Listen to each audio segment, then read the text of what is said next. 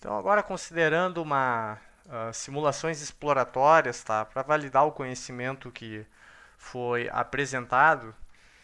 Então, a primeira simulação que vai ser apresentada, ela foi desenvolvida no software Quartz, tá?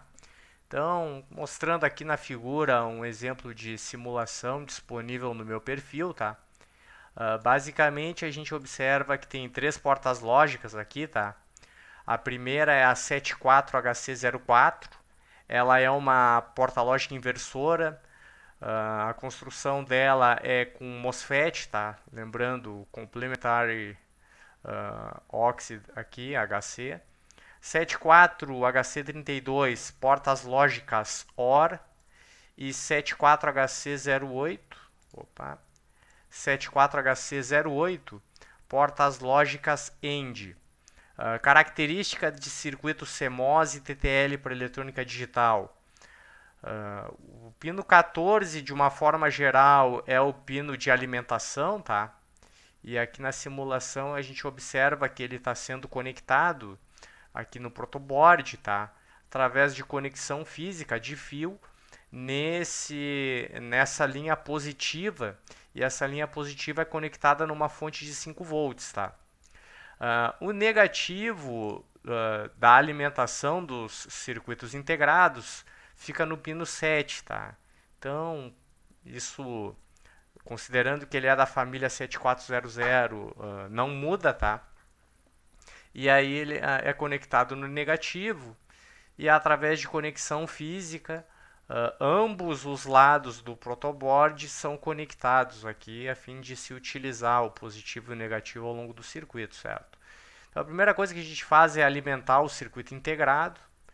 E aí agora, para começar a conversar a respeito, a gente vai observar como é feita a sinalização da saída e como é feita a mudança de nível lógico na entrada, tá?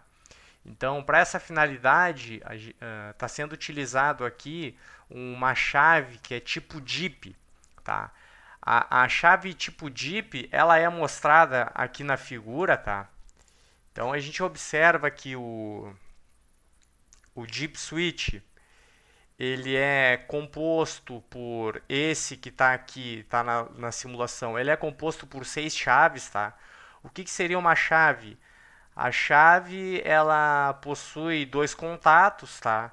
E um dispositivo, uma alavanca ou então um contato mecânico, que nesse caso é esse branco aqui, que dependendo da posição dele, ou ele fecha o contato ou ele abre o contato, certo? Então a gente observa que aqui do Deep Switch tem um sentido, tá? O on, nesse sentido, ele indica que nessa posição aqui o DIP está fechado, tá? Nessa posição que está aqui, indica que o DIP está aberto, ok? Então, a fim de poder variar o nível lógico na entrada da porta lógica, foi utilizado o DIP. E como que o DIP está conectado? Então, cada chave do DIP, ela é conectada. A gente vai considerar a número 2 aqui, por exemplo. Ela está sendo conectada num resistor, tá? No ponto que o resistor está sendo conectado o 5 volts. Então é o conforme está aqui na figura, tá? Tem 5 volts, o resistor, e nesse nó está conectado o DIP, um pino do DIP, e também, pessoal, a gente vai começar pela porta lógica inversora, que é a mais simples, tem esse fio azul aqui. Esse fio azul, ele está sendo conectado lá no pino 3, tá? O pino 3 do 74HC é uma entrada. Se a gente consultar a folha de dados do fabricante, tá? Aí eu copiei da folha de dados, a gente observa que o pino 3, tá? O pino 3 se refere à segunda porta lógica e a uma entrada. dessa porta lógica, o pino 4 é a saída, ok? Então, a gente está conectando o DIP, a parte de cima do o contato superior do DIP, lá na entrada da porta lógica, através desse fio azul. Só que nesse mesmo nó, a gente está conectando,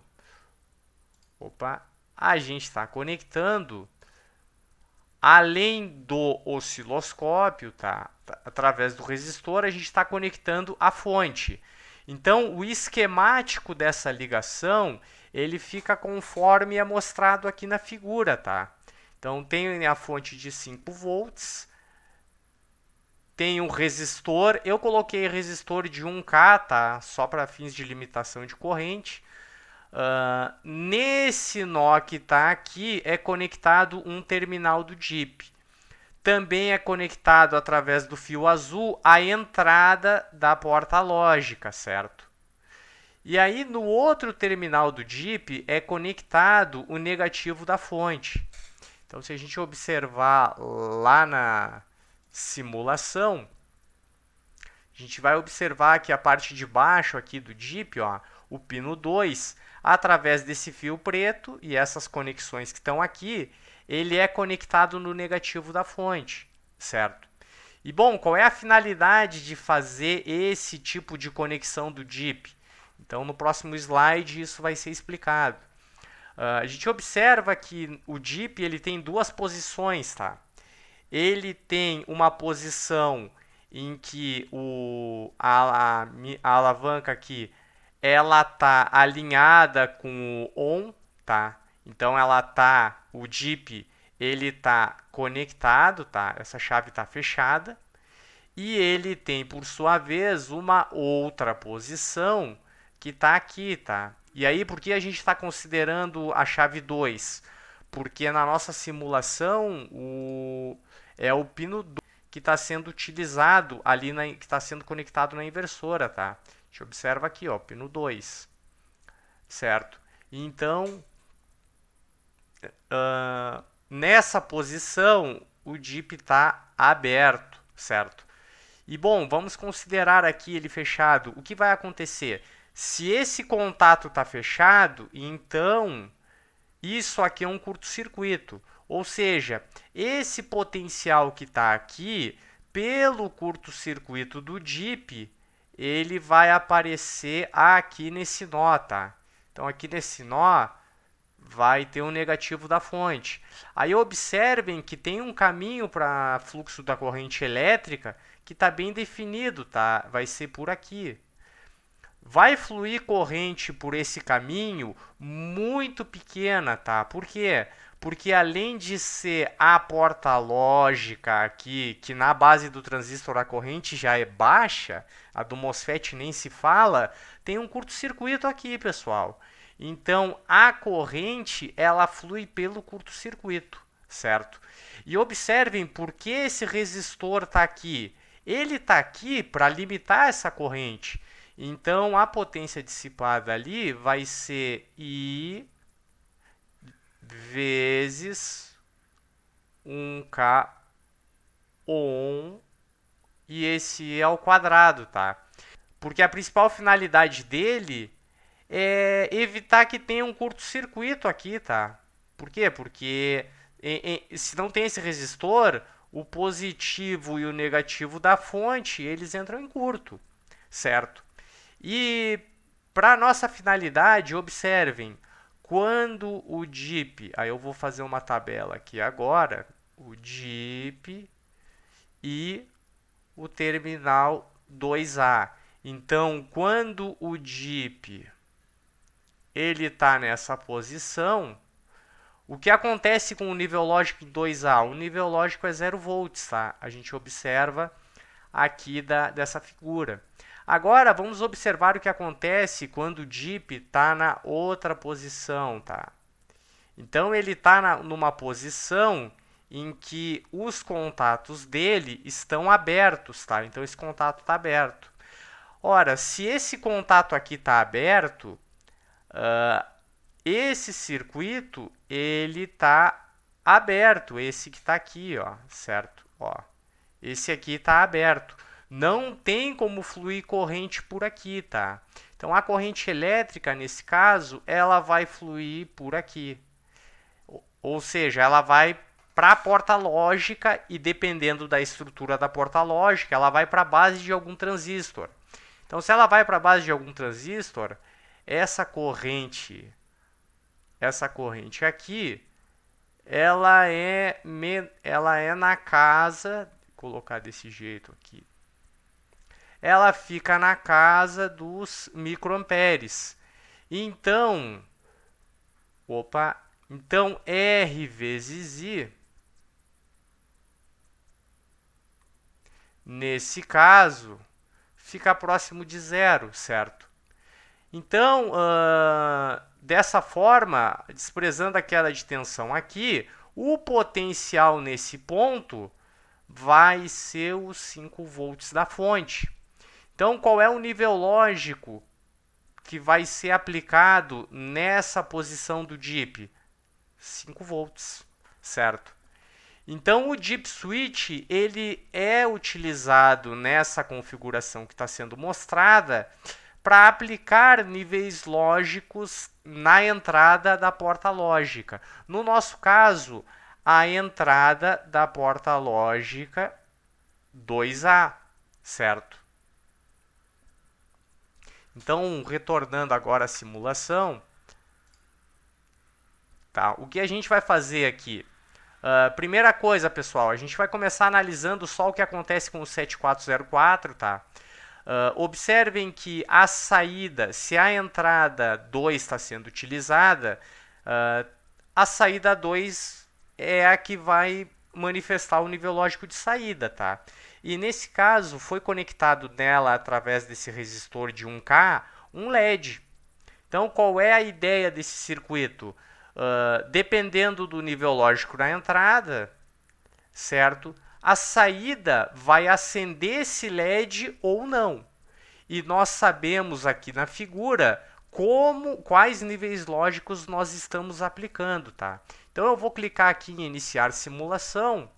E aí eu vou examinar a posição do DIP.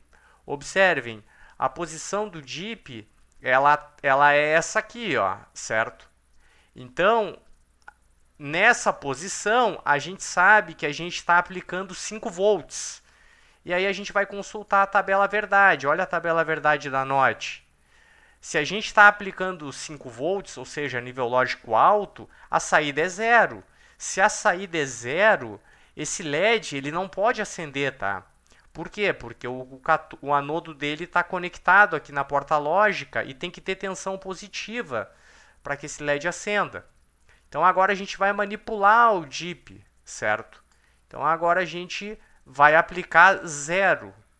Então, vou manipular aqui. Observem, o LED acendeu. Então, nessa posição, a gente aplica nível lógico zero aqui na porta lógica. Como é uma inversora, a saída é 1. Se a saída é 1, vai aparecer algo em torno de 5 volts na saída. E como ela está conectada aqui, o LED acende. Então, através do DIP, a gente controla o nível lógico da saída. E, por consequência, a gente controla quando o LED acende e quando o LED apaga, certo? Então, essa aqui valida o funcionamento da porta lógica NOT. E observem também que, a fim de enfatizar essa validação, tá? A fim de mostrar de outra forma essa validação, né? A gente observa que tem um osciloscópio que ele está conectado exatamente nesse nó em que o nível lógico está sendo aplicado na entrada. Então, a gente observa a leitura do osciloscópio. Ele está medindo essa tensão aqui, ó. Só que olha a escala dela, é 200 nanovolts, tá? Então, quando a gente mexe no DIP, olha o que acontece com a escala. Ela fica 20 volts. Então, aqui tem uma tensão próximo de 5 volts. Quando a gente mexe no DIP, 200 nanovolts. Então, essa nossa leitura que foi feita, ela está de acordo, tá? E tem um outro osciloscópio aqui, pessoal, que esse, por sua vez, ele está lá na entrada da porta lógica, tá? Então a leitura dele tem que ser igual à leitura do outro. Tá ali, ó. Então agora a gente muda de novo. Tá ali, ó, os dois em 20 volts. Então, por que a leitura deles é igual? Porque tem essa conexão física aqui, tá? Que é o que realmente vai permitir que flua a corrente e que o nível lógico aplicado nesse nó seja aplicado também na entrada da porta lógica, certo? Então, continuando agora para as demais portas lógicas, temos aqui a 74HC32, porta lógica OU. Ela é diferente da porta lógica NOT, tá? Por quê? Porque ela tem duas entradas agora, tá? A gente está utilizando aqui fio laranja para conectar ela no DIP. Então, o DIP, as chaves 3 e a chave 4, a gente vai usar para variar o nível lógico na porta lógica OR. O princípio é o mesmo que está aqui, tá? Observem, ó, os resistores aqui conectados em 5 volts. A saída dos pinos 3 e 4, o outro terminal da chave conectado no negativo e vai responder de acordo com a tabela aqui, tá? Então, antes de manipular as chaves da porta OR, observem como é a tabela verdade, tá? Primeiro, aqui está a pinagem, retirei da folha de dados do fabricante, tá? A gente está utilizando a entrada 1, a entrada 1A, a entrada 1B, então tem que conectar o LED no pino 3, tá? Que é a saída da porta lógica 1. Observem aqui, no pino 3 a gente está conectando o LED. Então, como funciona a tabela verdade da porta lógica OU? A gente observa que a única condição na qual o LED não acende é quando A e B são conectados no negativo da fonte, tá? Nível lógico baixo. Então a gente vai fazer isso, tá? Lembrando que para aplicar nível lógico 0, o DIP tem que estar nessa posição aqui.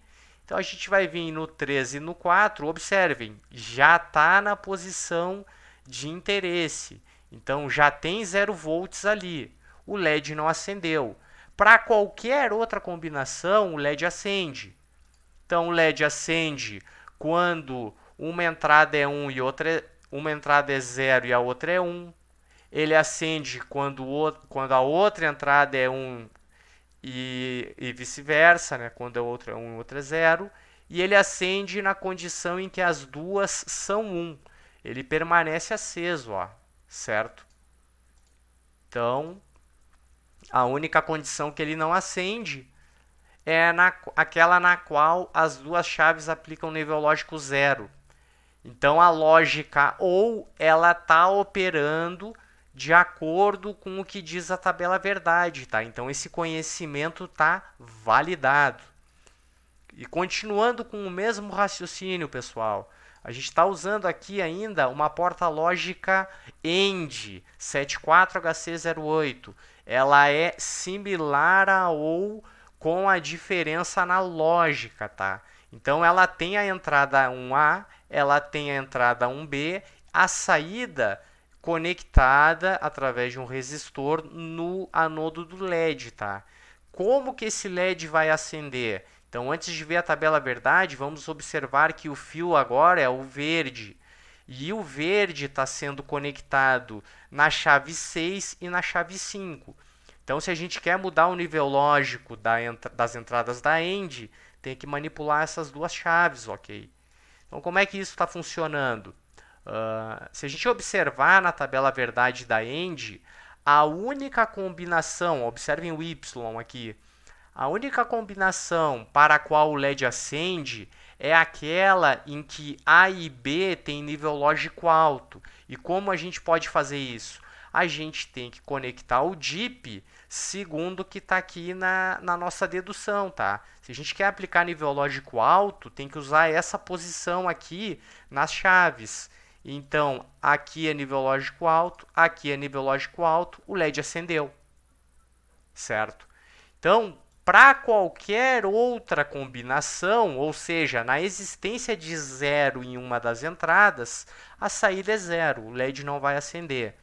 Então, se a gente variar o 5 for conectado ao nível lógico 0 agora, ou o 6 no nível lógico 0, ou o 5 e o 6, o LED não vai acender, tá? Então, a gente observa que esses circuitos integrados, tá? Eles estão sendo alimentados com 5 volts, ok?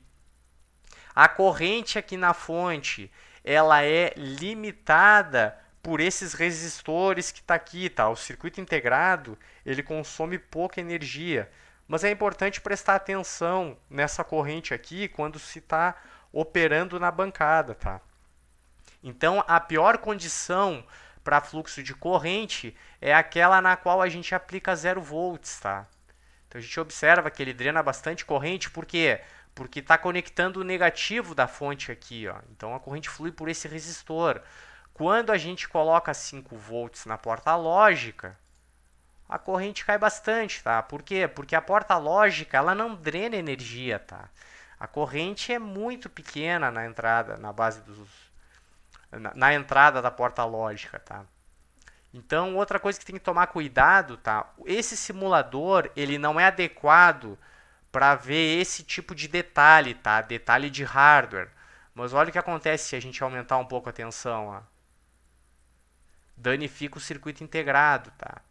Então, esse circuito integrado, de certa forma, o modelo dele está compatível com o que a folha de dados indica para a correta operação, ok?